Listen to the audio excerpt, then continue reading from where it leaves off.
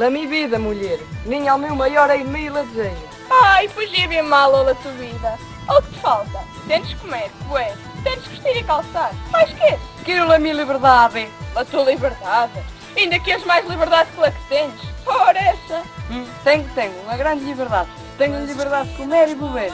Uma liberdade de cochino. Almado! E é por isso que Deus manda os castigos. Quando eras um pobre de Cristo, querias 5 tostões e não os tinhas. Vives melhor. Ao menos fazia o que queria. Andava por onde queria, deitava-me quando dava a gana e nem tinha que me tirar contas. Se não te 5 tostões, gastava-los, eram meus. Se não se tinha, ficava sem eles. Mas era senhor de mim. Estão com a mulher de lucro a se casar com um homem que não tem de onde cair morto. Apanham-se dentro e depois ainda se queixam. E eu não me queixo, mulher. Eu te digo, e que tu cuidas que me compraste com o teu dinheiro. Tratas-me como se fosse um burro que compraste na feira dos graças aos ciganos. Que eu te trato melhor que o que tu mereces, ingrato. Isso tratas. Quero-me sempre agarradico a ti como se fosse um perro de regaço. Não sou o senhor de mandar nada. O que digo não se escreve. Também não tens nada que mandar. Quem manda aqui sou eu. Mas tu sós minha mulher. Eu sou, mas a riqueza também é minha. Mas sendo a riqueza tu, e sendo tu minha mulher, não é todo meu. E o tratado que se fez em casa do escrivano me custou 3 moedas com 2 tostões.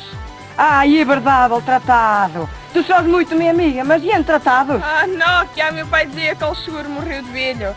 Os homens, quando se apanham os senhores do dinheiro, tratam só de gastar a larga e sem medida. Eu não quero saber de mais nada. Mas tu bem sabes que eu não sou assim, mulher. Tu sabes que não sou capaz de gastar 5 reis mal gastos. E porquê? Porque eu tenho o cuidado de eles não deixar gastar? Tu só já muitos vícios. Vícios, eu? Sim, tu cuidas que não te o conheço na cara. Mulher, como é que eu vou ser um homem de vícios se não me dás 5 tostões para andar com eles no bolso? Mas se não os tens também não necessitas de dinheiro. Mas é muito triste, mulher. Um homem na minha posição, de membro da junta, andar sempre com fome de dinheiro? Ou queira ao menos dar uma nota de 5 tostões que é velha e suja? E para que é que és? Para o trio no bolso. Todos com dinheiro e corpo com vícios. Deixa-te disso, homem. Não são minhas, não são tuas, nem de quem és apanhado.